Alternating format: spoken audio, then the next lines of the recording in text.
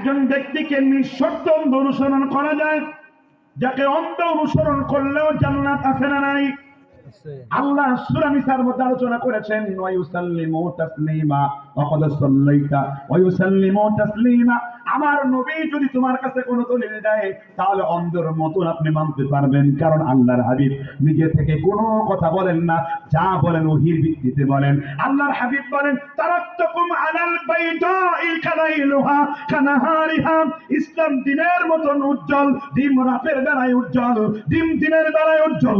আল্লাহর নবী সাহাবীদেরকে বলেছেন, আমার বিধানগুলো, আমার সুন্নতগুলো এইরকম ডিমের মতো উজ্জ্বল, কিন্তু আপনার বিধানগুলো, আপনার পীরের সুন্নতগুলো ডিমের মতো উজ্জ্বল না। কেউ দাঁড়িয়ে জিকির করে, কেউ বসে জিকির করে, কেউ শুয়ে জিকির করে, কেউ পাঁচ আনফাসের জিকির করে, কেউ কিস্তিয়ে মুজাদ্দেবিয়া নকশবন্দি বাক্সবলির জিকির করে, কেউ আবার হাজত রওয়া হয়ে যায়, কেউ আবার মুশকিলে কোচা হয়ে যায়, কেউ আবার ফানা মিল্লা বাকা বিল্লাহ হয়ে যায়। এই জন্য আমার নবীকে যদি আপনি নিঃস্বর জন্য জান্নাত আছে না নাই?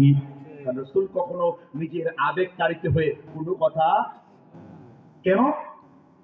রাসূল ঘুমালে চলে যান জান্নাতুল ফেরদাউসে। রাসূলুল্লাহ সাল্লাল্লাহু আলাইহি ওয়াসাল্লাম সামনে দাঁড়িয়ে ফাইন্নি আরাকুম মিওরাই যাহরি, নামাজের কাতার সোজা করো, তোমাদের পিছনে আমি দেখতে পাই। সুবহানাল্লাহ বলেন। রাসূল যখন দুই ঠোঁট নাড়তেন, আনাস বিন মালিক বলেন, ফাইন্নাহা তুরকুল কুরআন, যেন রাসূলের দুই ঠোঁট কোরআনের রাস্তা হয়ে গেছে।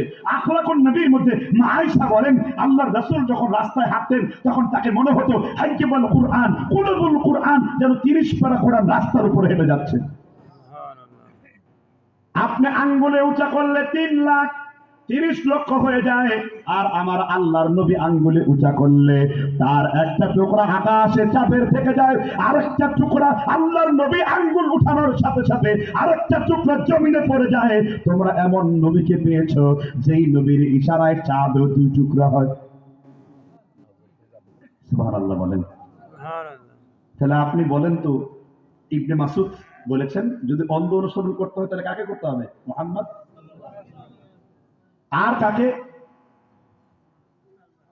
সাহাবীদের জামাতকে। কাদের জামাতকে?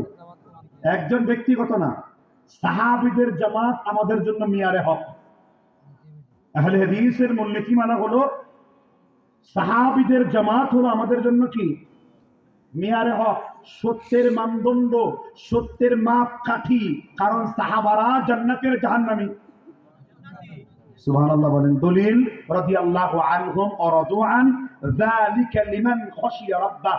আল্লাহর রাসূলের সাহাবারা আল্লাহর তাদের উপর রাজি খুশি, তারাও আল্লাহর উপর রাজি খুশি ছিলেন। সুবহানাল্লাহ বলেন। এবার আসেন, শিরক উৎপাদন করেছে আহলে হাদিসরা। বিদআত উৎপাদন করার ক্ষেত্রে সবথেকে বেশি ভূমিকা কারা রেখেছে?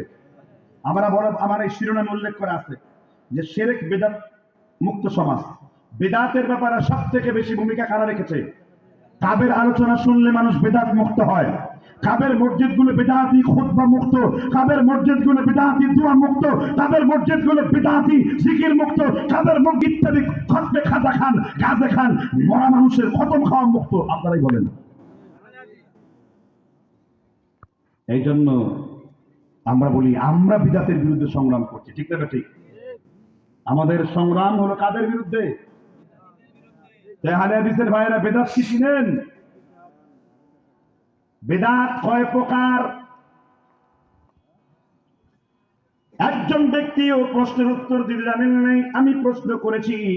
এটা শুধু আমার প্রশ্ন নয়, সুন্নি জামাতের প্রশ্ন। বিদআত কত প্রকার? কেউ বলতে পারে না। বিদআত হলো দুই